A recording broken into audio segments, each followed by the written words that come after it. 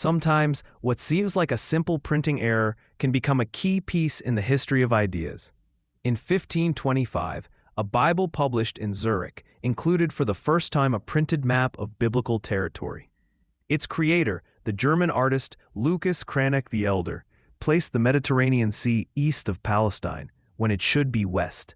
If you like this content, don't forget to subscribe to the channel and give like to the video. This map, printed backwards, went unnoticed for readers of the time, but its effect was lasting and has been studied today.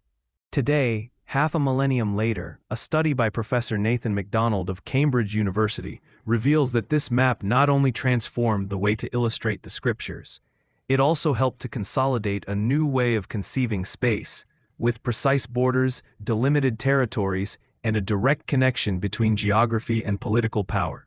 A Bible of 1525 was published by printer Christoph Froschauer and was part of the Swiss reformist impulse.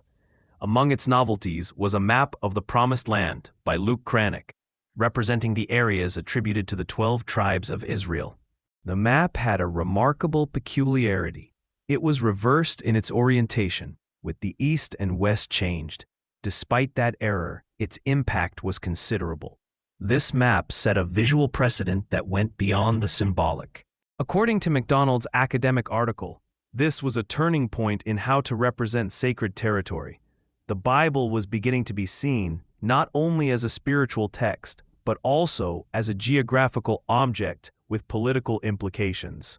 For centuries, the tribal boundaries of the Old Testament were understood in spiritual key. However, in the context of the Renaissance and Reformation, those lines began to adopt a new political meaning. One of the most revealing examples that the study analyzes is the so-called Table of Nations of Genesis chapter 10.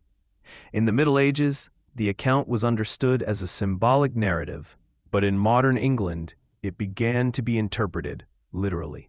The influence of these maps did not end in the Reformation.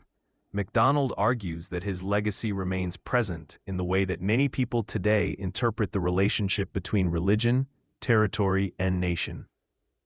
One of the most powerful ideas of MacDonald's work is that the Bible was simultaneously agent and object of change. Maps influenced the way the Bible text was read, also affecting the emerging political context. This evolution was accompanied by technical advances in printing, popularization of atlases, and the rise of cartography as science. Early editions of the Protestant Bible included maps as a way of asserting control, identity, and belonging.